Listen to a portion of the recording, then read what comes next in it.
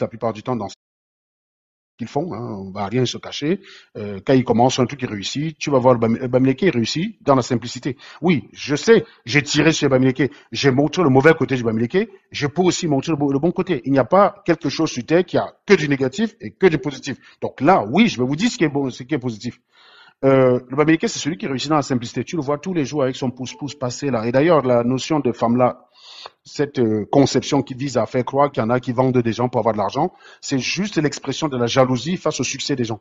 Parce que vous voyez des gens là tous les matins, vous le voyez avec son pouce-pouce, avec son cahier. Toi, tu es fonctionnaire. Tu te dis tu es au-dessus de lui parce que tu es fonctionnaire, tu as le matricule, tu crois que tu es plus que lui. Tu t'appelles Essomba. Lui, il s'appelle Kene. Il passe tout le jour avec son pouce-pouce, tu le vois aller, retour, machin, bidule. À un moment donné, tu apprends qu'il a ouvert une boutique. Ah, il vit toujours dans sa vieille petite maison, il porte toujours la même chaussure tous les jours. J'ai même une amie qui me disait que c'est qu'il avait, elle a un oncle qui l'a estomaqué. Le mec, il a gagné son premier milliard. Donc, il a fait une fête pour fêter son premier milliard. Vous savez ce qu'il a mangé le jour-là? Le macabo brûlé avec l'huile de palme. C'est ça le Bami. C'est qu'il est là tout le temps dans la simplicité. Tu te fous de sa gueule, en fait. Mais il avance, il avance, il avance, il avance, il avance. T'es en train de te foutre de sa gueule. Et le jour où tu ouvres les yeux, tu vois qu'il t'a dépassé. Tu dis, il y a un complot ici, les Bamileke, ils nous volent tout, machin. C'est ça le problème des Bami. C'est que le gars, au départ, tu le prends. En fait, un Bamileke, c'est comme Colombo. C'est un Colombo, c'est-à-dire qu'au moment où tu dis, mais putain, il y a un cerveau là-dedans, tu es piégé, tu es cuit. Tu peux plus rien faire. Vous savez, Colombo, quand au début, vous avez le criminel, hein, parce que l'une des particularités de Colombo, c'est que la plupart des méchants qu'il devait interpeller, c'était des gens riches et nobles. Donc il arrivait à son vieux par-dessus dans ses grandes propriétés. Ces gens, par définition, voyaient un pauvre policier, se disaient, bah non, ça va être simple. Si c'est lui qu'on a envoyé pour enquêter contre moi, bah c'est plié, c'est réglé, quoi. D'autant plus que Colombo, il joue le gars très faible, il joue le gars qui se soumet à toi, tu vois. Tout ça. Ne faites monter personne pour l'instant, s'il vous plaît, je finis au moins mon propos. Il joue cette carte-là. Donc tu te dis, c'est plié, quoi. Voilà. Et ça, c'est ce que le Bamileke inspire, souvent. Il inspire le gars pauvre. Le gars que tu vois, tu dis, il est pauvre. Tu le vois avancer petit à petit. Et quand tu ouvres les yeux, tu apprends qu'il a, il a 3 semi-remorques. Et là, tu commences à dire complot. Et c'est là donc que les gens disent que tu as vendu les gens aux femmes là. Et vous savez, quand vous voyez souvent des personnes qui viennent me dire ah, mais Serge, il a été surpris d'être ingénieur. C'est le même genre. Parce que celui-là, il pense que tu te lèves un matin, tu deviens ingénieur. Et c'est ce qui se passe avec le succès des Bamileke. C'est-à-dire que ceux qui accusent de femmes-là d'avoir vendu son enfant, ils n'ont pas regardé tout le processus qu'il y avait derrière. Ils n'ont pas regardé. Ils ont toujours eu un regard méprisant sur toi qui ne faisait même pas attention à ce que tu faisais. Ils te regardaient de façon méprisante. Ils ne faisaient même pas attention à ce que tu faisais, alors que tu évoluais devant lui. Hein. Tu évoluais là devant lui, il ne faisait pas gaffe. Et puis le jour, bam, il voit que tu as levé une maison avec 3 niveaux, c'est là où il ouvre les yeux en fait. Et là, il croit que ça arrivait subitement en fait. Et malheureusement, c'est courant chez les Camerounais. Parce que je vous dis le genre de commentaires du type il a été surpris d'être ingénieur. Mec, on est ingénieur au bout de 20 ans d'études, connard.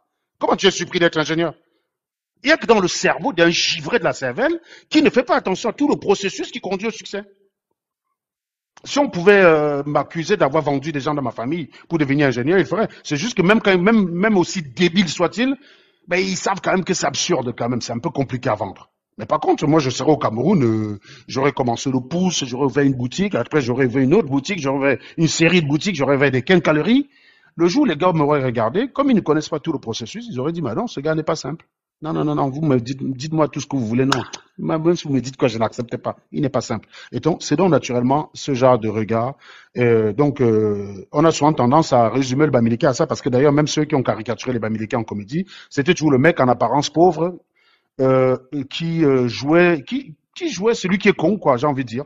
Mais en fait, il avance tranquillement. Donc, c'est un peu ça.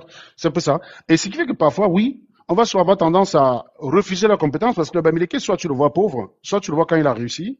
Et comme chez nous, on ne fait pas attention à tout le processus, celui qui a réussi, on dit, ça c'est un bon Bamileke. Et celui qui est encore en train d'essayer de travailler, on dit, non, non, lui, il est pauvre. Donc, non, il ne faut pas l'écouter, on ne va pas écouter un pauvre type pareil. Alors qu'il évolue, il évolue, il évolue. Donc, c'est un peu ça que je voulais dire. Dans le récit dominant qui marginalise, les réduit à leur identité ethnique et évacue systématiquement. Ah non, pardon, on les accuse tour à tour d'être trop unis, trop ambitieux, trop présents ou encore trop organisés. En fait, tous ces caractéristiques viennent du fait que les Bamileke, je vous ai dit, ils ont la culture de se réunir. Moi, je ne connais pas une autre ethnie au Cameroun qui font des réunions tous les samedis comme les Bamileke. Moi, je ne connais pas. Je connais pas. Même en Europe, même jusqu'ici, ils arrivent à créer ça. Vous n'avez pas des Bamileke. Ici, vous avez des gens qui vont à la réunion tous les samedis. Quand vous allez aux États-Unis, comme dans le Maryland, je vous dis, moi, j'ai eu une très belle expérience dans le Maryland. J'ai trouvé que les Camerounais, ils ont créé le Cameroun dans le Maryland, mais en meilleur. C'est-à-dire en propre, sans la corruption, sans la saleté, sans tout. Ils sont organisés là-bas, je te jure. Tu veux manger tout ce que tu veux manger, tu as toujours quelqu'un qui a acheté une grande maison, qui a le sous-sol, qui sert des restaurants, on te fait tout ce que tu veux. Tu veux le poisson braisé, tu manges ça là-bas comme au Cameroun. Tu veux le héros, tu manges ça là-bas comme... Tu veux le taro, bon ça c'est des trucs que je mange pas. Tu veux le taro, tu manges ça là-bas comme au Cameroun. Mais j'étais bluffé. Les boîtes de nuit à la Camerounais, ils ont créé le Cameroun là-bas, mais en plus, moi je comprends même pas d'ailleurs que quelqu'un qui vit dans le Maryland ait envie d'aller au Cameroun. Moi perso qui déteste la saleté, la corruption et tout ce qui est nul au pays, bon, ben oui, il n'y a pas de bon GC. Il manque un peu le bon GC là-bas. Bon, ben voilà, tout ne peut pas être parfait. Mais ils ont recréé le Cameroun à l'identique là-bas. Hein. Ils ont recréé le Cameroun. Donc quand tu es là-bas, tu n'es vraiment pas dépaysé. C'est ça qui a été vraiment formidable. Et tous ces gens-là qui ont des activités, bah oui, s'ils n'est pas anglophone, s'ils sont pas anglophones, ils sont bamileke, bah c'est comme ça. Hein. J'ai pas vu un restaurant d'un boulou dans le Maryland. J'ai pas vu. Si vous en connaissez, donnez-moi l'adresse. Prochaine fois quand je vais y aller, je vais aller manger dans un restaurant boulou. Aux États-Unis, il y en a pas des masses. Donc oui, les bamileke dans leur culture se réunissent. Ils vont à la réunion tous les samedis. Ils vont à la tontine tous les samedis. Voilà. Bon, moi à titre personnel, vous connaissez mon avis sur la tontine. On développe un pays à la tontine. Toujours est-il que c'est l'un des motifs pour se réunir. Donc, quand vous dites que vous les accusez d'être unis, machin, c'est culturel chez eux. C'est pas, ils sont pas unis contre les gens, ils sont unis pour les projets chez eux. Et c'est d'ailleurs parce qu'il y a ces projets-là, dans chacune des tribus, que je vous disais, l'autre jour, enfin, j'ai l'habitude d'ailleurs d'insister, hein, qu'il n'y a aucun village bamileke où vous avez une école où il pleut et l'eau tombe sur les enfants. Alors vous allez dans le pays boulot, vous en avez en masse. Hein. Il y a que ça là-bas, c'est légion, quoi. Alors le Nord, n'en parlons plus. Hein. Il n'y a même pas trois carments, voilà. Non, non, ça n'existe pas chez les Bamileke. Dès qu'on ouvre une école quelque part, ils ne peuvent pas accepter que l'école soit approximative. Mais c'est grâce à ces réunis, ces ambitieux, ces présences et cette organisation. Comme vous les reprochez. Donc, ils sont souvent reprochés d'être trop unis, trop ambitieux, trop présents et trop organisés. Et le seul problème que j'ai parfois avec les Bamileke, c'est que ces quatre caractéristiques font qu'ils sont capables parfois de défendre un voleur parce que c'est un des leurs. Et ça, par contre, je ne suis pas d'accord avec. Et c'est d'ailleurs ce que disait Christelle ici. Moi, je ne vais jamais défendre. Il n'y a personne n'est assez important pour moi pour que je le défende dans le vol ou le mensonge. Personne. Même si tu es mon père, je te vends direct. Je te vends, je prends les dos. Donc, comme si ces qualités étaient des crimes. Non, non, ce ne sont pas des crimes d'être ambitieux, d'être présent, d'être encore uni, machin. Je vous ai dit, ces qualités, on a des impacts directs dans leur village. C'est d'ailleurs pour ça que quand les boulous vont dans les funérailles à l'ouest, ils ont souvent tendance à dire que Paul Biya vous a tout donné. J'ai souvent cette phrase-là qui revient assez souvent, de les Bamileke sont les peuples à qui on a tout donné. C'est faux, c'est des conneries. C'est des conneries. Dans mon village, par exemple, je suis en train d'électrifier. J'ai reçu le message comme quoi il faut que je contribue. Quand la plaine de Mbo s'est fracassée la gueule et que les mecs ont voulu faire un contournement dans mon village, ben, ils ont lancé les collectes, il y a eu l'argent qui est tombé. Donc, c'est pas une affaire, je vois pas ce que on a donné au Bamileke. Donc, ça, c'est un commentaire d'une débilité. Ça, c'est juste un boulot qui est parti peut-être à l'ouest lors d'un funérail qui a vu que c'était électrifié par alors que dans son village, c'est pas électrifié. Ouais, mais chez les Bamileke, ils attendent pas l'État, c'est tout. Ils payent pour qu'on vienne mettre le poteau, tu appelles la sonnelle, tu dis je veux l'électricité, il te dit ça coûte 15 millions. Les mecs, ils se réunissent à la réunion, ils sortent les 15 millions et l'électricité, il arrive. Oui. Donc, j'ai un ami qui est Bassa, Guédéa, donc on produit l'électricité dans son village. À 15 kilomètres, il n'y a pas d'électricité. Quand il est parti aux obsèques de mon père, il était surpris de voir l'électricité dans mon village. Il disait, mais putain, les Bamileke. Et le problème, c'est que le réflexe, c'est de faire croire que c'est l'État qui amène ça là-bas. C'est faux. Je vous dis tout de suite, c'est faux. Hein. C'est faux. La plupart des écoles que vous avez chez les Bamileke, même quand c'est public, c'est des Bamileke qui construisent l'école et qui la cèdent à l'État. Quand vous construisez une école, vous l'utilisez en privé pendant quelques années et puis après vous cédez à l'État. C'est comme ça. Toutes les écoles qu'il y a dans nos villages, c'est comme ça. Ça a été construit par des gens du village. C'est pas l'État qui les a construits. C'est pas l'État. C'est les réunions, comme vous voyez là, trop unis, trop ambitieux, trop présents, trop organisés. Non, ce n'est pas un crime. Voilà, c'est des qualités. La victimisation qui leur est reprochée est en réalité une réaction humaine face à un récit dominant qui les marginalise. Moi, je suis pas d'accord. Je sais que les Bamileke, oui, parfois, il y a des Bamileke, dès que tu dis Bamileke, ils se sentent déjà insultés. Bah, c'est un manque de confiance. Et oui, là-dessus, les Bamileke, ils ont un problème de manque de confiance qui fait que c'est pour ça qu'on attaque cela. Dessus, on joue tout le temps. C'est parce qu'on sait que vous êtes sensible à ça qu'on joue là-dessus. Qui va aller dans un débat essayer de me déstabiliser, moi, avec Bamileke? Même j'ai le débat avec des gens qui disaient que le port qui essaie de me traiter de port pour me déstabiliser, ils ont fui le débat même. Ils ont fui. Quand je monte dans un débat où il y a un sardinat boulot, ils se barrent en courant, ils essayent même plus. Parce qu'ils savent qu'il n'y a aucune situation où ils peuvent gagner. Ils n'ont aucune fibre sur laquelle m'attaquer. Mais vous, il y a des gens, ils montent là pour défendre Maurice Kamto. On dit Bamileke, il se bat, dit ah, tribalisme, machin, il arrête ce qu'il est venu faire. Bah, les gars, c'est normal, vous la faites cadeau. Vous la faites cadeau. Mais même si j'ai le pire des racistes en face de moi qui me dit sale S-I-N-G-E-S, mais qu'est-ce que tu veux que ça me foute, moi? Je dis, ah, tu dis que je suis un S-I-N-G-S, ok, pas de problème. On va s'asseoir tous les deux autour d'une table, parce qu'en général, quelqu'un qui fait ce genre de commentaire ne peut être qu'un débile. On fait le calcul différentiel ensemble. Je dis, mec, Si tu as un SINGES qui fait le calcul différentiel alors que toi, humain, tu n'arrives pas à faire le calcul différentiel, tu devrais te poser des questions, mon gars. Je sais où je vais te prendre, mon ami. Je sais où je vais t'allumer. Tu crois que j'ai le temps de me plaindre, de pleurer? Et donc, j'ai dit encore une fois, que oui, on a ce côté où, et c'est la même chose avec les Noirs d'ailleurs. Hein. Il y a beaucoup de gens pour qui, dès que Noir vient de la bouche d'un Blanc, tout de suite, ils voient le racisme. Voilà. Donc ça, c'est les gens qui n'ont pas confiance en eux. Et ça, c'est pas la faute des autres. Et ça, c'est votre faute pour le coup. Sur cet aspect-là, c'est la responsabilité purement de Bamileke. Maintenant, deuxième point, non, Maurice Kamto n'est pas sans direction parce que je résume en fait beaucoup des personnes qui disaient Maurice Kamto n'a pas de direction. Vous pouvez pas, pour juger les propos d'un homme politique, il faut avoir beaucoup d'humilité. Je vous dis, c'est important. Parce que c'est très facile quand on ne fait pas la politique de croire que c'est facile. Et pour vous dire à quel point la politique est compliquée, regardez les opposants quand ils sont en verve d'idées, quand ils sont dans l'opposition, et comment ils deviennent subitement à court d'idées quand ils prennent le pouvoir. Non, mais regardez tout, hein. Prenez l'historique de la politique. Bon, on ne peut pas faire ça au Cameroun, malheureusement, parce que pour beaucoup d'entre nous, on n'a connu qu'un seul animal au pouvoir. Regardez en France. Quand Sarkozy au pouvoir, la gauche sait ce qu'il faut faire quand on arrive au pouvoir. Elle sait exactement ce qu'il faut faire. Elle est en verve d'idées, vous n'avez même pas idée à quel point. Eh ben, quand Hollande prend le pouvoir, ben, il sait plus quoi faire. Il sait plus. Voilà. C'est ça la politique, les gars. C'est pas simple. Donc, quand vous jugez un politicien, sachez que vous jugez quelque chose qui n'est pas exact. La politique, c'est la météo, les gars. C'est la météo avec la loterie un peu derrière. Tu te lèves le matin, tu avais prévu de faire telle chose la veille. On t'appelle, on te dit le sondage dit que tu as 15%. Tu fais ça, t'es mort. Tu te tires une balle dans le pied. Tu es obligé de faire l'inverse de ce que tu voulais, gars. C'est comme ça qu'on a un Hollande qui est profondément de gauche, hein, qui est élu avec un programme de gauche. Hein, la finance, c'est mon ennemi, blablabla. Mon ennemi n'a pas de nom, mon ennemi, c'est la finance, nanana, et qui applique un programme libéral. Macron, c'est la création d'Hollande. Hein. Si Hollande avait gardé sa politique initiale, il n'aurait pas pu avoir Macron dans son gouvernement. C'est impossible. Macron, c'est un libéral. Il ne pouvait pas travailler dans un gouvernement avec les Arnaud Montebourg, les Benoît Hamon et les Jean-Marc Ayrault. Non, c'est pas possible. Macron, il arrive au tournant libéral de 2014. Et il incarne à souhait ce revirement de François Hollande. Parce qu'à un moment donné, la réalité est telle que si tu veux poursuivre ta politique, tu es dans la merde. Les Européens te disent on va te mettre 2A. Donc, oula, moi j'ai envie d'appliquer la politique pour laquelle j'ai été élu, mais on me dit là en Europe que oula, je risque 2A, je risque de perdre mon A. Donc là, tu commences à te calmer 2 secondes. Tu dis, bon, qu'est-ce qu'il faut faire? On te dit, il faut faire ça, il faut faire ça. Tu dis, eh merde, c'est ce que Sarkozy disait qu'il va faire. J'ai dit que c'était de la merde. Mais je fais quoi? Moi j'ai envie d'être président, quoi. J'ai pas envie que le pays devienne ingouvernable. Si je veux être fidèle à ma parole, et j'entraîne le chaos dans mon pays, c'est pas très plaisant de gouverner un pays dans le chaos.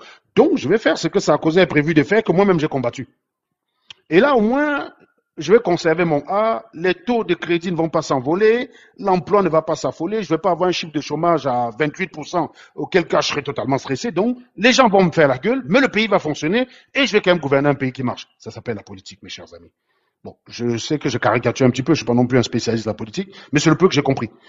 Donc, qualifier comme taux de sans direction est une simplification grossière de son positionnement politique. La politique, par définition, n'est pas un chemin linéaire, ni un terrain balisé d'avance. Comme le disait d'ailleurs Raymond Aron, faire la politique, c'est vouloir prendre en charge le destin collectif à travers l'action incertaine dans un monde incertain. Vous voyez, il n'y a que de l'incertitude dans la politique. Ce que beaucoup confondent avec l'égarement, chez Camto, c'est en réalité une adaptation et une stratégie politique qui est très complexe, que parfois les cerveaux givrés ne peuvent pas comprendre. Je suis désolé, je vous dis oui. Quand il décide de ne pas aller aux législatives en 2020, beaucoup de gens ne peuvent pas comprendre ce qu'il essaie de faire. Il veut forcer la main aux gens de dire, les gars, vous voulez que les choses changent. Si je me mets avec vous à discuter autour de la table, ça va passer des heures et des heures et des heures. Vous allez tout le temps être en train de penser à vous-même.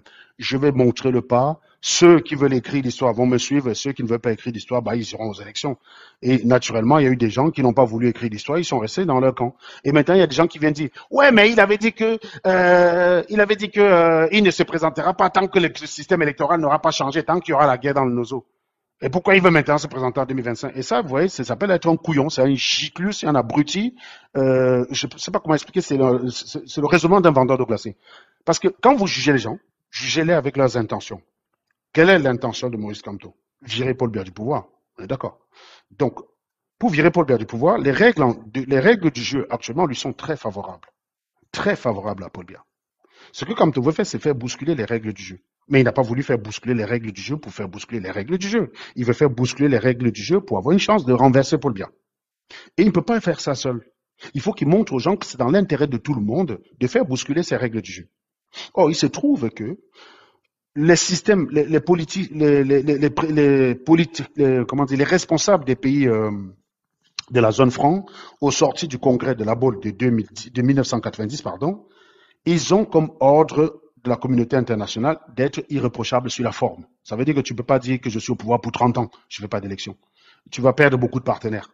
Donc, tu es obligé d'être irréprochable sur la forme. Ça veut dire que tu es obligé de dire, de faire semblant d'être démocrate, d'organiser des élections où tu as des candidats qui s'affrontent et tu gagnes.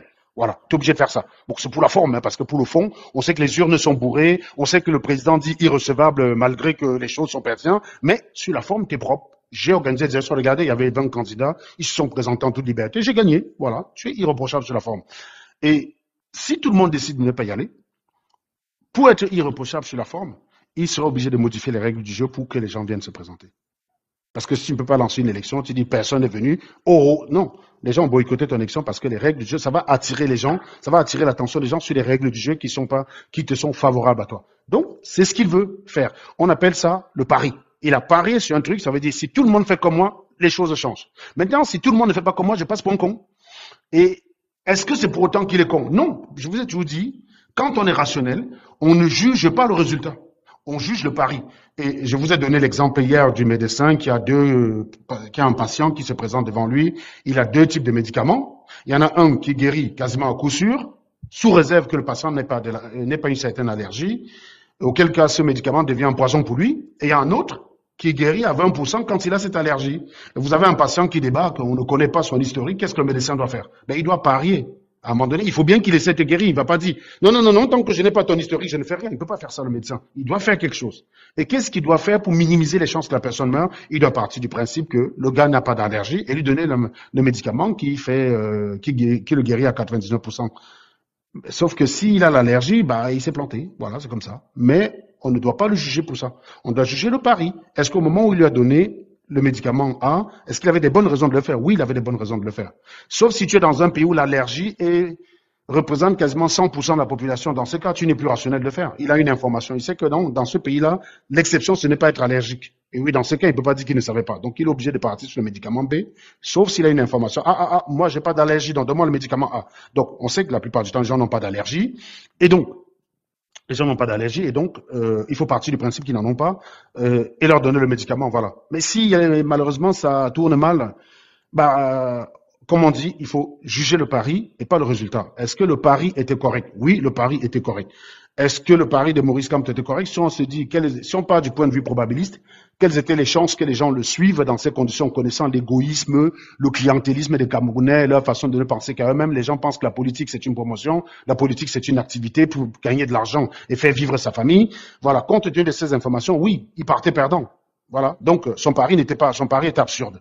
Maintenant, si tu pars du principe que si tu regardes ce qu'il voulait obtenir avec son pari, c'est-à-dire faire bousculer les règles pour maximiser les chances, si tout le monde l'avait suivi, bah, ça aurait fait bouger les choses. Maintenant que tout le monde l'a pas suivi, est-ce qu'il a dit, OK, tout le monde l'a pas suivi, donc j'abandonne d'attaquer Paul Biya? Ben non, il y a des gens qui le suivent. Parce que les gens qui sont en train de demander à Kamto d'être cohérent, de ne pas se présenter, bah, c'est pas les gars du MRC, c'est pas les gens qui suivent Kamto.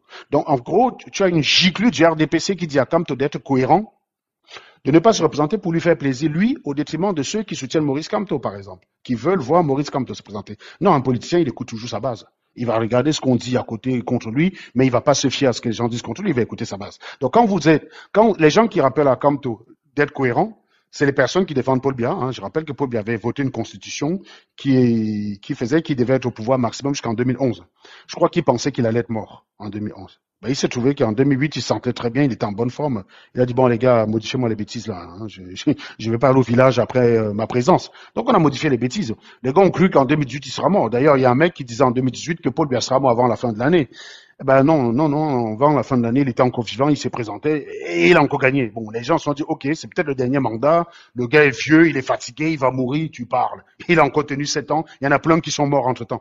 Donc, la cohérence aussi, ça s'applique à Paul Biya, ça ne s'applique pas qu'à Maurice Kamto, mais celui qui va demander la cohérence à Maurice Kamto, c'est quelqu'un qui ne veut pas voir Maurice Kamto se présenter comme candidat, donc il va lui rappeler qu'il faut être cohérent de ne pas se présenter, alors qu'en fait, l'objectif de Maurice Kamto, c'est de renverser Paul Biya, c'est pas de modifier le jeu électoral juste pour modifier le jeu électoral. Il a essayé une stratégie, ça ne marche pas, il essaie une deuxième. D'ailleurs, il pouvait se présenter très bien avec son parti, mais il savait très bien qu'il allait subir une injustice. Les Camerounais n'allaient jamais se lever pour contre cette injustice. Et comme lui, il a en tête de vouloir dégager Paul Biya, et je ne pense pas qu'il veut dégager Paul Biya pour ses propres yeux. Hein. Je pense qu'il a une vie remplie, il a réussi sa vie. Il n'a pas faim. Il n'est pas de ceux qui veulent prendre le pouvoir pour voler de l'argent. Il a été ministre, il était sobre. Il a été directeur d'une fac. Il utilisait toujours son vieux 4x4. C'est quelqu'un qui a une façon de vivre plutôt sobre. On ne l'imagine pas vouloir le pouvoir pour les apparats que donne le pouvoir. C'est quelqu'un qui a plutôt une façon simple de vivre. Donc voilà, je pense que de ce côté, on ne peut pas lui soupçonner. On peut pas soupçonner cela de lui. Maintenant, après que les gens ne soient pas d'accord avec lui parce que ils ont souvent le sentiment qu'il prend des décisions sans consulter. Moi, je vous dis, hein, si je suis un responsable camerounais, je vais consulter très peu. J'aurai 2, 3 personnes que je consulte, mais pas 20 personnes. Parce que quand vous avez 20 personnes, regardez, parmi vous, qui a un groupe WhatsApp familial? Essayez de voir comme quand on lance une idée sur la table. Même le dernier des abrutis, ils veulent que vous l'écoutez. Le groupe là, de construction de la route dans mon village, j'ai dû à un moment donné abandonner. Si je vous montre le WhatsApp du groupe, vous allez voir qu'il y a 2000 messages, moi j'y vais plus. Même celui qui avait cotisé 500 pour la route, il fallait qu'on l'écoute lui aussi. Il fait les voices, les gars, remplissez là-bas les voices. Il y a un mec qui dit ah. Donc il a déjà dit ce que tu voulais entendre. Hein. Mais toi aussi tu fais quand même le voice pour redire ce que l'autre a dit. Tu te retrouves avec 50 voices qui disent tous la même chose que des crétins qui n'ont cotisé que 500 balles, quoi. 500 francs. Donc c'est horrible. Donc je te jure, au Cameroun, dis que tu vas consulter les gens pour avancer. Non, non, non, non, non. Je comprends Maurice Kamto. Désolé les gars, les gens qui disent ah il a décidé, il nous a pas consulté. Non, non, on vous connaît les gars, on vous connaît. Moi je serais comme lui, j'aurais 2, 3 gars que je consulte point à la ligne, point à la ligne. Toi tu penses quoi là? Je sais pas si moi je devais être un Maurice Kamto, je prends un Raoul qui est là en commentaire, je prends Iron parce que même s'il est blanc, c'est mon frère. Je prends tous ces gars là. Donc quand je veux agir, je dis bon qu'est-ce que toi tu penses? Donc je consulte les 4 là et puis je viens vous dire on a décidé que t'es pas content, tu dégages connard. C'est ça quand on est leader. Un leader, ça prend ses responsabilités. Un leader, ce n'est pas de dire que je vais écouter le vendeur d'eau glacée parce qu'il va mettre l'urne dans. Mais arrêtez vos conneries, les mecs. Vous avez vu ça où? Donc, vous avez vu où qu'il est un vendeur, il va venir écouter un vendeur d'eau glacée. Vous avez vu ça où, les gars? Vous avez vu ça où? Donc, à un moment donné, il faut arrêter. Donc, oui, les gens contestent en disant que oui, il n'explique pas, blablabla, il ne communique pas, machin, il n'a pas demandé notre avis. Bah oui, bah vous êtes tous des affamés. S'il avait demandé votre avis, on fait comment sur les législatives? Vous auriez tous dit, non, non, non, je veux nourrir mes enfants. Mais lui, il ne regarde pas ça. Il regarde le destin d'un pays et il voulait faire changer les choses. Et puis voilà. Donc, maintenant, ça n'a pas marché. Changement de stratégie. Donc, il se rend compte qu'à MRC, on va le bloquer. Parce que, il sait très bien il a vu les débats sur les plateaux télé. C'est pour ça d'ailleurs que les giclus qui viennent dire, oui, il a amené le tribalisme au Conseil constitutionnel. Non, quand tu regardes ce qui se dit, quand il regarde les débats, il voit que les débats, c'est stratégique. On est en train de préparer la population à accepter qu'on invalide sa candidature sous le prétexte qu'il est illégitime. Il y a plein de gens qui sont présentés par le passé dans les mêmes conditions que Maurice Kamto. On les a pas écartés. C'est-à-dire qu'ils avaient personne, quelqu'un les a rejoints et ils ont pu se présenter avec la personne. On n'a pas écarté leur candidature. On n'a jamais écarté. Mais il savait que là, les gars avaient déjà prévu de l'écarter. Donc il a dit, je vais vous prendre à contre-pied. Mais ça ne voulait pas dire, du point de vue de la loi, il pouvait très bien se présenter à MRC, mais il savait que c'est un piège. Il voulait pas, il a dit, ok, vous voulez jouer au malin, je vais pas vous donner ma tête comme ça, là, sur le bio. Je vais pas vous donner. Et il a tenté ce qu'il a pu, il a fait tout ce qu'il a pu, voilà. Il a essayé tout ce qu'il pouvait pour les contrer. Mais voilà, ces mecs sont beaucoup plus malhonnêtes, doublés d'une population passive, qui n'est pas très mal à l'aise avec l'injustice, parce que clairement, c'est une injustice qu'il a vécue avec ses amis, quoi. Voilà. Donc, il y a quelqu'un qui dit, on va le bloquer ou il s'est auto-bloqué. Lion, Lion, si tu penses que tu as des arguments, je suis prêt à te prendre. Voilà. Moi, je suis prêt à te prendre. Quand tu dis qu'il s'est auto-bloqué, monte ici. Parce que je vais vous dire une chose, hein. Le live de Serge, ce n'est pas un débat sur Vision 4, où vous pouvez venir, vous faites votre récitation, on ne vous contredit pas. Tu vois, non. Sur Vision 4, vous pouvez affirmer que Maurice Kamto a amené le tribalisme au Conseil constitutionnel. Il n'y a pas un Serge Anango avant. Il n'y a pas un Serge Anango en face pour vous dire que ce que vous dites, c'est de la merde et pour vous expliquer en quoi c'est de la merde. L'avantage, c'est que dans ce débat, je vais vous répondre direct. Hein. Je vais vous expliquer pourquoi. Tu vas partir d'ici, tu auras le sentiment d'être un débile. Comme vous avez vu le gars d'hier, il était obligé de ravaler Quand on a commencé à poser des questions simples, il ne savait plus répondre. Parce qu'ils ont l'habitude de raconter cette histoire-là. Ils sont convaincus que c'est une histoire qui tient la route, quoi. Parce qu'il n'y a personne pour leur rappeler les règles. Il n'y a personne pour les contredire. Eh bien, ici, tu n'es pas sur Vision 4, mon gars. Tu ne vas pas raconter ton histoire comme ça. Donc, si tu veux venir dire, il s'est auto-bloqué, tu vas m'expliquer comment il s'auto-bloque. Tu vas venir m'expliquer en quoi. Je vais te donner des candidats qui sont présentés au Cameroun dans les mêmes conditions que Maurice Kamto. Tu vas me dire en quoi cette fois, qu'est-ce qui a changé cette fois que lui on l'écarte. Tu vas m'expliquer vu que tu connais trop la loi. Vous ouvrez vos gueules parce que vous êtes des moutons, vous êtes des abrutis utiles. Vous servez une cause que vous ne comprenez même pas. Et vous venez de vous ouvrir sur vos gueules. Oui, machin. C'est comme la dernière fois, il y a un mec qui disait que ouais, quand on attaque le gouvernement, on doit payer le prix fort, machin. J'ai dit ok, prenez-moi Bibou Nissak. Vous me montrez l'article, vous montrez le code pénal, vous prenez le code pénal, vous me dites ce qu'il a fait pour mériter les 7 années de prison. Les mecs, ils étaient bouche bée. Ils ne savaient plus quoi dire. Parce que moi, je vais toujours vous amener sur terrain factuel. Je suis un matérialiste. Je ne suis pas dans les idées qui volent en l'air, on ne sait pas. Je vais toujours te ramener sur terre du point de vue matérialiste. En quoi ça se traduit dans la réalité? Et là, oui, vous allez vous rendre compte que tout ce que vous avez en tête, ce ne sont que des histoires qui n'ont aucun ancrage avec la réalité. Rien du tout. Voilà. Donc, continuons quand même notre petite lecture. Ce que beaucoup confondent avec l'égarement, donc, comme je dis, c'est une réalité. Il faut avoir une grille de lecture rationnelle de l'espace politique pour comprendre les prises de position tactiques et les silences stratégiques. Oui, parfois quand il se tait ou ses alliances ponctuelles. La politique n'est pas la science. Adhérer à un parti ne signifie pas renoncer à penser. Comme l'expliquait Max Weber, la politique est le lent forage des planches dures avec à la fois la passion et le discernement. C'est-à-dire que oui, tu dois être à la fois passionné, mais tu ne dois pas manquer de discernement. C'est ça la politique. Mais comme je vous dis, quand on met la passion, ça veut dire qu'on exclut un peu la raison quand même. Et elle se distingue donc fondamentalement de la science qui cherche des vérités universelles. C'est pour ça que je vous ai dit, quand moi je me mets devant vous, c'est le scientifique qui parle. Je vous dis ce que je crois être la vérité. Je ne vais pas vous dire ce qui va vous plaire et je ne le ferai jamais. Donc s'il y a des abrutis qui sont d'accord avec moi parce qu'ils m'ont insulté par le passé, ils m'ont qualifié de traître, subitement ils sont d'accord avec moi parce que ce que je dis, ça va dans leur sens, sachez qu'il y a un gros risque que demain, ce que je dis ne te plaît pas. Donc, si tu vas me qualifier de traître, tu dégages de mon live directement. Ce genre d'animal, je n'en veux pas. Je veux des gens qui suivent, qui comprennent. Quand tu suis une personne qui change d'avis, écoute ses arguments. Quand tu suis une personne qui donne une position qui est contre la tienne, part du principe que oui, mais elle a peut-être une bonne raison. Je vais comprendre les raisons pour lesquelles il fait ça. Et s'il se trompe, je vais lui montrer les erreurs qu'il fait. Mais vous n'êtes pas bienveillant. Par défaut, dès que vous n'êtes pas d'accord, vous attaquez. C'est pour ça que j'ai menacé de bloquer des gens sur ma page Facebook. Parce qu'il y a des gens qui venaient attaquer Modestine avec sa relation sur Amer Kamer. C'est comme ça que vous êtes débile à chaque fois. Vous tirez le débat plus bas.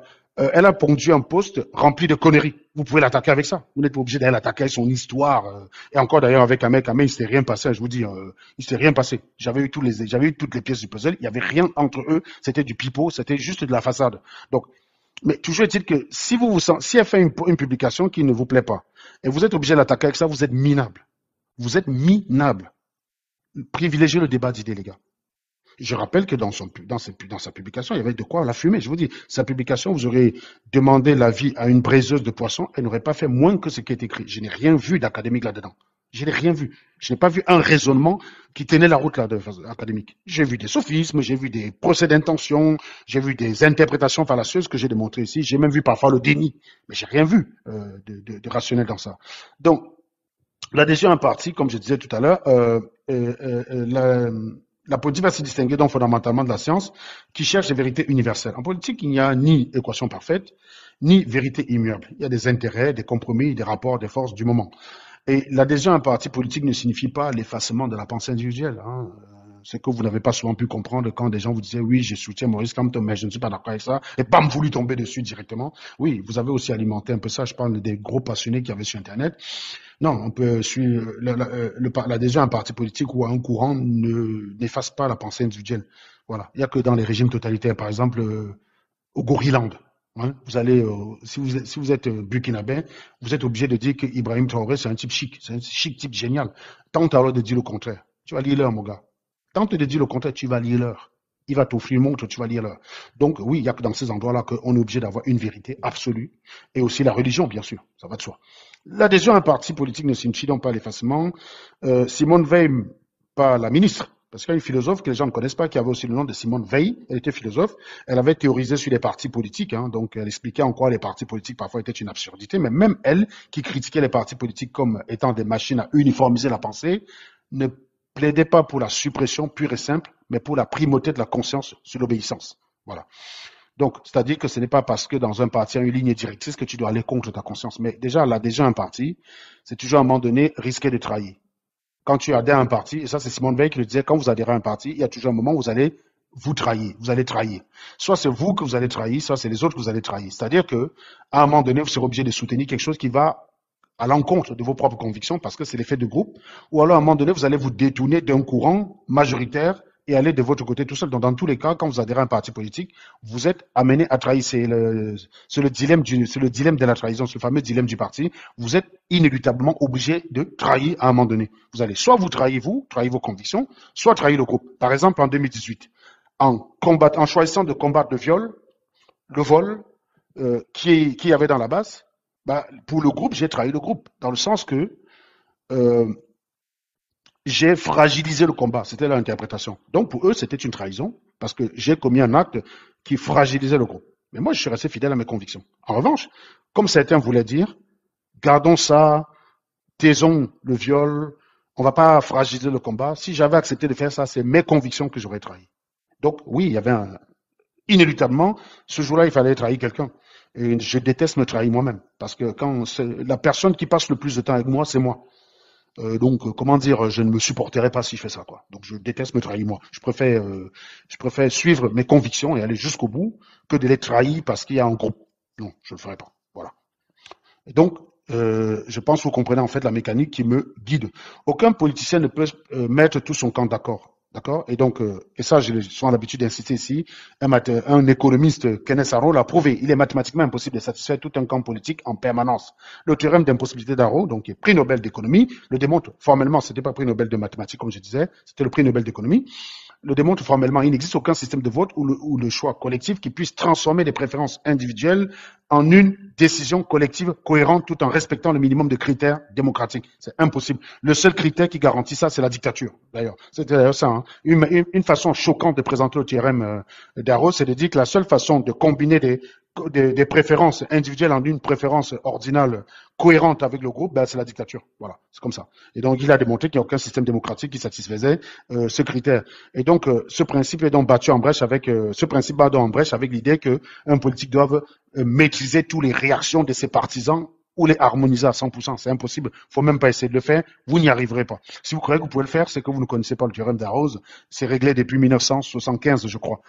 Le contre-pied stratégique, par exemple, donc je parlais tout à l'heure du concours boulot mal compris. Quand Kamto parle du concours pour devenir boulot, il ne fait qu'employer une figure rhétorique de contre-pied. Il retourne contre ses détracteurs les accusations ridicules selon lesquelles ses origines ethniques seraient un obstacle à sa légitimité politique. Ce n'est pas du tribalisme, c'est du paradoxe politique, c'est du contre-feu politique. Mais dans un pays où la culture politique est faible et la lecture critique quasi absente, le sens du contre-pied est perdu et l'on préfère tout ramener au premier degré, quitte à forcer de l'interprétation jusqu'à l'absurde. Voilà, c'est ce qui s'est passé naturellement avec cette phrase. Donc les gens continuent d'accuser aussi. J'imagine qu'on avait un Essomba qui était voisin en harmonie avec son voisin Kamga. Et puis comme Maurice Kamto a dit qu'il cherche le concours pour être boulou subitement, Essomba est devenu tribaliste. Il a commencé à détester son ami Kamga ou vice-versa. C'est évidemment absurde. C'est d'une débilité outrecuidante. Peut-on confondre les actes des militants avec le parti lui-même? Voilà, parce qu'il y a aussi beaucoup d'accusations vis-à-vis de Maurice Kamto qui viennent des actes des militants. Il faut savoir distinguer un leader politique de ses militants extrémistes. Sinon, il faudrait aussi tenir le RDPC pour responsable des exactions de certains parmi eux, quand par exemple les chefs de village prennent un cercueil, mettent la photo de Maurice Kamto dessus, le tuent virtuellement, mais il faudrait aussi reprocher cela au RDPC, parce que ces gens-là, c'est des supporters du RDPC. Personne n'a attribué ça à Paul Biya, je ne comprends pas pourquoi tous les autres actes sont attribués à Maurice Kamto. Le RDPC, la plupart des détourneurs de fonds, c'est les gars du RDPC. Abus, arrestation arbitraire, tout ça sont commis sous le règne de Paul Biya. Donc, ça veut dire qu'on peut aussi mettre ça sous la responsabilité de Paul Biya. Sauf que vous êtes souvent les premiers à dire Paul Biya est très intelligent, Paul Biya est un bon président, mais il est juste mal entouré. Donc, vous êtes tout le temps en train d'enlever la responsabilité de Paul Biya. Et quand il s'agit de Maurice Kamto, non, il est responsable, évidemment, hein, ça va. Oui, certains partisans du MRC se comportent de manière inacceptable. Ça, je l'ai dit. Mais la question est-ce que le parti cautionne officiellement cela? Est-ce que le RMRC est d'accord avec ces gars-là? Non. Est-ce que Kamto lui-même a appelé à l'insulte ou à la haine? Non plus. À chaque fois qu'il s'est exprimé sur la question, ses propos ont toujours été clairs sans ambiguïté. C'était des propos d'unité. Vous ne pouvez même pas l'attaquer là-dedans. Peut-on demander à chaque leader de se transformer en surveillant général de ses militants quand bien même la manipulation numérique, les fake news et les trolls politiques rendent la tâche quasi impossible. C'est-à-dire que si tu dois commencer à répondre à tout, à l'heure où on peut faire même des images par l'IA avec l'intelligence artificielle pour t'attribuer tout. D'ailleurs, il y a un mec qui avait accusé Maurice Kamto d'être pédophile. Même ça, il n'a pas répondu là-dessus. Donc, vous ne pouvez pas demander à Maurice Kamto de répondre à toutes les conneries qui sont dites soit sur lui ou dites par ses partisans. Ça n'a juste aucun sens. La politique du compromis. La politique, c'est égal le compromis, c'est pas la pureté. Voilà. La politique, comme le disait Jacques Delors, l'art du possible l'art du possible du compromis et du choix entre les inconvénients. Voilà. On choisit rarement entre les avantages quand on fait la politique. Dans un homme politique qui navigue sans contradiction, qui ne s'entoure que des gens parfaits et qui les condamne publiquement à chaque propos déplacé d'un supporter, c'est pas un homme politique que vous cherchez. C'est un prêtre que vous cherchez, les gars.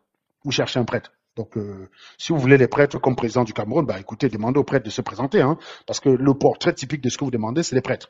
Et même d'ailleurs, les prêtres, ils sont pas toujours honnêtes, hein, parce que quand il y a d'autres gens qui avaient l'habitude d'aller faire glou-glou avec les enfants, les autres ne condamnaient pas spécialement très très vite. Hein. Donc, ils étaient là, oui, mais ce qu'on sait, pédophile, c'est quoi? Est-ce que pédophile, c'est vraiment pédophile? Ils essayaient de jouer avec les termes.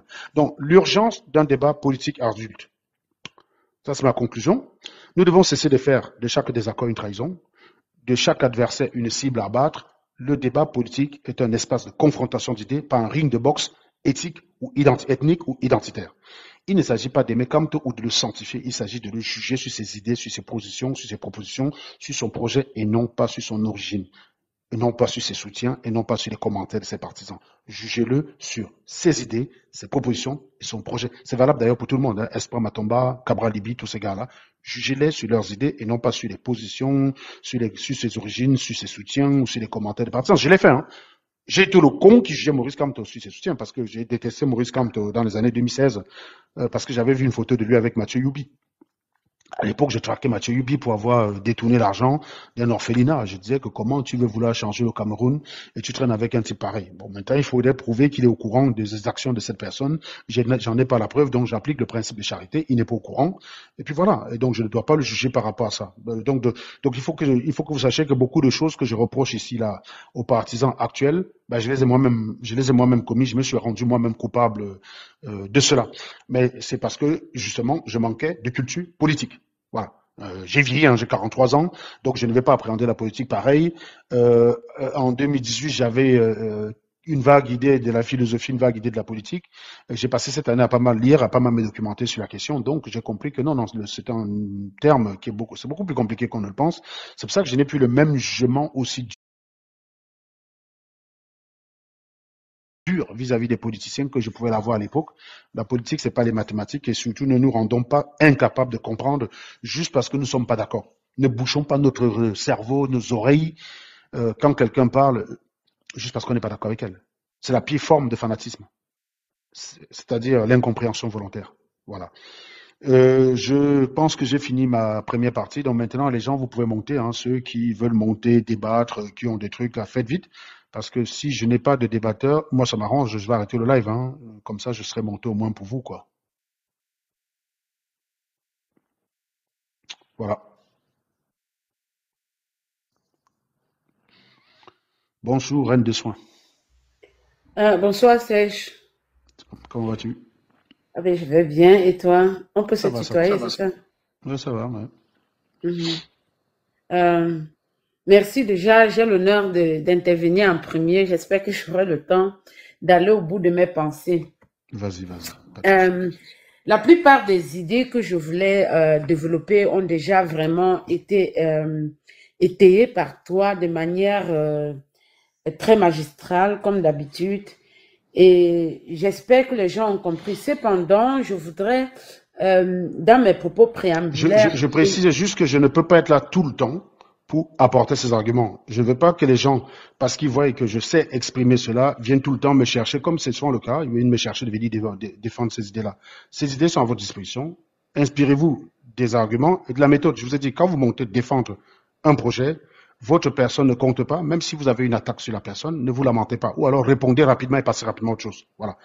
Quelqu'un va m'attaquer, je vais le balancer sur même vacherie, mais je vais rester sur le sujet en fait. Restez sur le sujet, restez focus sur le sujet. Vous allez voir, ces gens vont disparaître. Excuse-moi, Reine. d'accord. Donc, je voudrais d'abord commencer par des statistiques. Tu sais, à force de te suivre, euh, je me suis un peu amusée à regarder des chiffres et parler avec des trucs du concret et pas un peu naviguer dans du flou.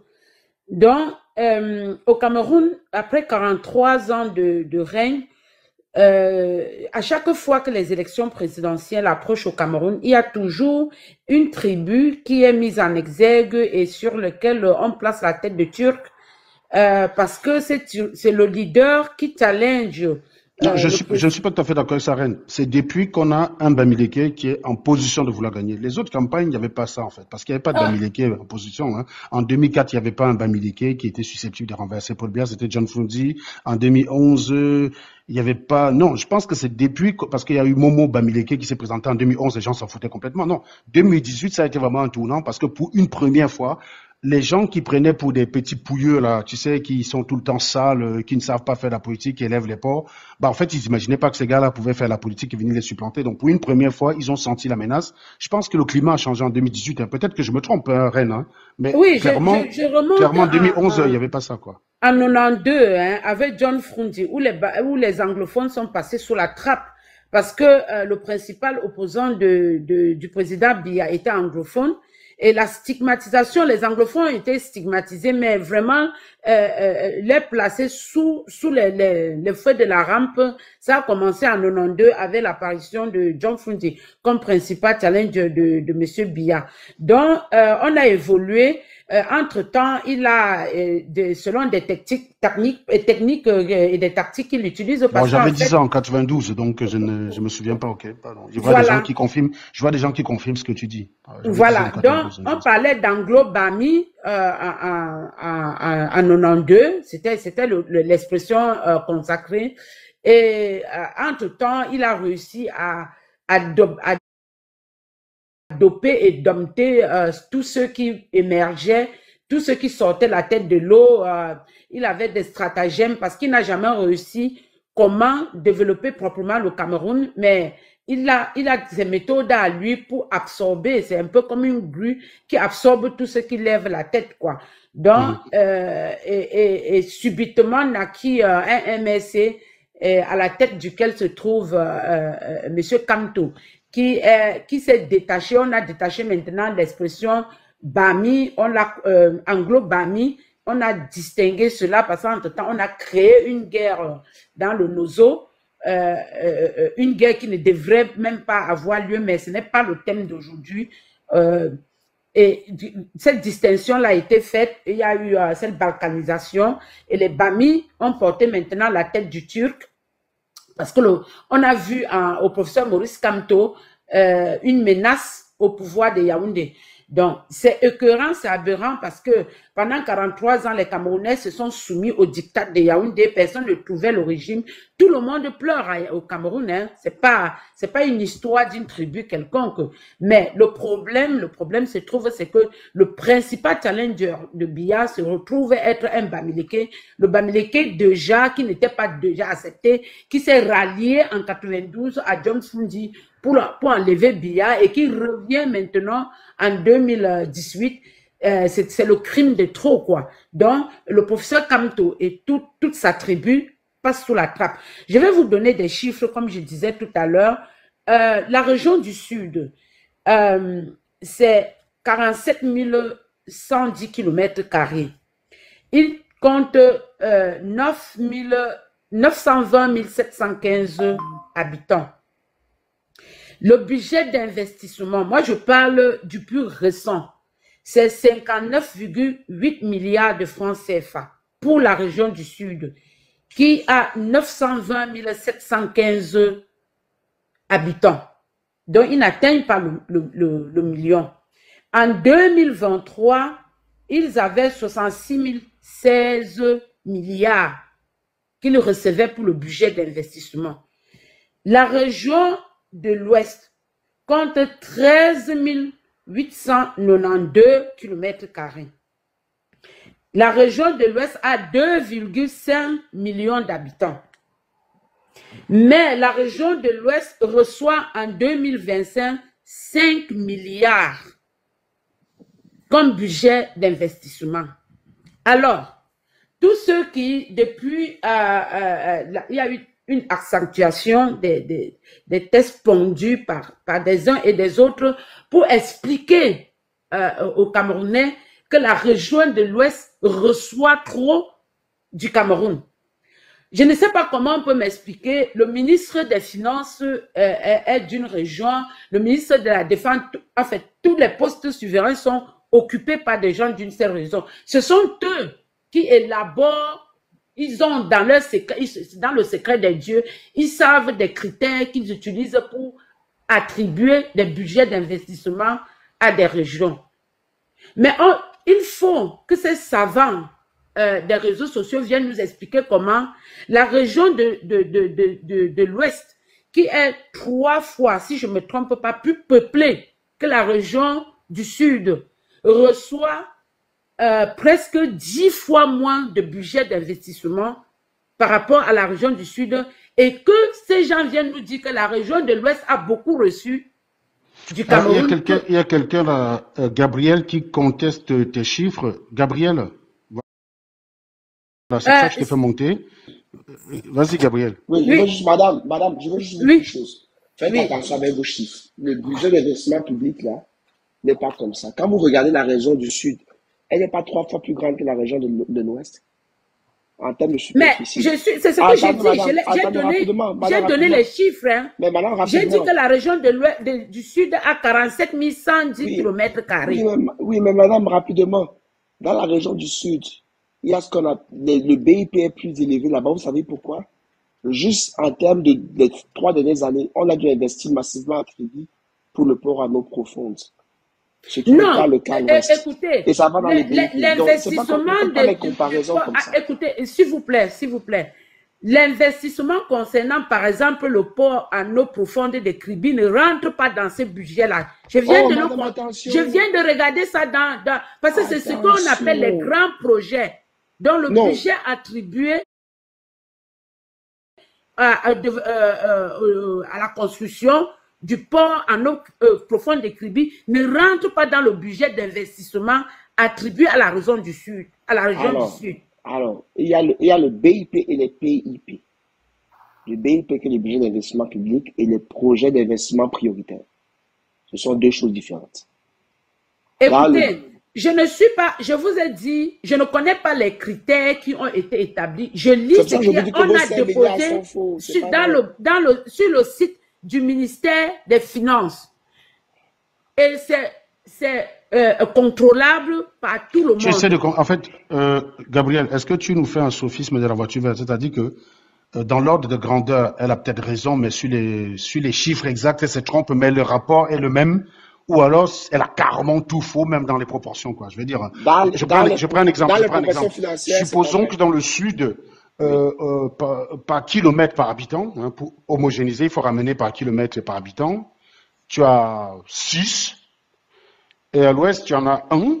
Elle vient dire, au Sud, il y en a 8 par kilomètre par habitant, quand à l'Ouest, il n'y en a qu'un demi. Tu es monté, lui dit que c'est faux, ou bien, je sais pas, j'essaie de comprendre ce que tu essaies de faire. Hein, je suis en train de montrer, lui dire que, madame, quand vous regardez les budgets d'investissement prioritaires, et si vous voulez la comparer en termes de proportion d'habitants, c'est l'extrême nord qui est la moins lotie. C'est même pas l'ouest. De très loin. Ça s'appelle le sophisme de la double faute. Hein. Non, Gabriel, tu fais le sophisme de la double faute.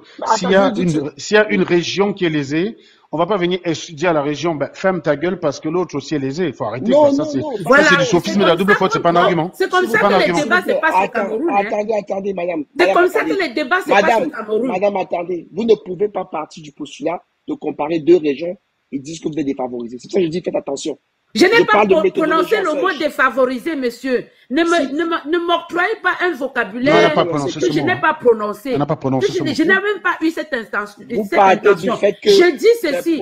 Les sophistes comme vous sont passés sur les réseaux sociaux, disent que l'Ouest a reçu plus au Cameroun que les autres provinces, que nous avons tout reçu à l'Ouest et pourquoi nous nous plaignons que nous sommes marginalisés. C'est de ce postulat-là que je suis parti faire des recherches sur la toile, parce que vous n'allez pas venir nous pondre des inepties. Écoute, Serge, le problème du Cameroun, c'est qu'il y a une bande d'abrutis qui ont occupé l'espace public et dont le rôle est de raconter des inepties et d'imbéciliser la population. Tu comprends? C'est ça le problème du Cameroun. Avec la venue des réseaux sociaux... Les chiffres qu'elle donne là, Gabi, moi je viens de regarder... elle n'a pas tort, hein. Voilà. Mais comme tu dis, tu apportes une explication, Gabi. Tu n'es pas venu dire comment, tu es peut-être venu préciser ses propos, on est d'accord, parce que. Le BIP devant moi. Oui. Le projet en eau profonde du port, le barrage de Memvele, tous ces projets-là font qu'effectivement il y a un fort investissement dans le sud parce qu'il y a un fort potentiel. Oui, mais d'accord, mais elle était sur le constat, tu es venu préciser, mais toi tu as dit qu'elle manquait. Non, j'ai dit que ces chiffres... Donc, fallait lui dire que ces chiffres ne traduisent pas la réalité, c'est ça que tu veux dire? Donne-moi 2 secondes. Moi, j'aime bien les précisions. Soit elle ment, soit elle ment pas. Toi, tu veux dire qu'elle ment, elle ment pas. Serge, je donne 2 secondes. Donne-moi 2 secondes. Vas-y. La méthodologie qu'elle utilise n'est pas la bonne. C'est pour ça que j'ai pris l'exemple de l'extrême nord. Elle ne peut pas comparer le sud et l'Ouest et vouloir tirer une conclusion. Parce que justement, si on voulait faire des comparaisons, mais l'extrême nord serait la plus défavorisée. Messieurs, juste en passant, peut-être que pour être plus factuel, on pourrait essayer de comparer avec les chiffres des années antérieures si le budget de cette année ou de l'année dernière sont plus élevés parce qu'il y a par rapport au projet de construction. Non, c'est encore pire. C'est encore pire. Ben Parce voilà, que les gens ont ça veut dire que ce chiffre a même baissé. Donc, ne regardez même pas les années. Vous aurez le tournis. Parce que le projet en eau profonde de Kribi et le barrage de Menvele constituent ce qu'on appelle les grands projets dont le budget d'investissement attribué à la province du Sud ne rentre pas dans ce projet-là. Je vous ai dit dès l'entame, dans mes propos préambulaires, que je ne suis pas en train de faire une étude comparative. Je suis en train de répondre à ceux qui sont venus sur la toile défendre, insulter le Caresse Foto après sa sortie en disant que les Bamileke n'ont pas le droit de se plaindre parce qu'ils ont tout reçu de Paul Biya. Et je dis, pour des gens qui ont un budget d'investissement de 5 milliards par an et ceux qui ont 10 fois le budget d'investissement par an, alors, qu'on vient nous dire qu'ils reçoivent plus.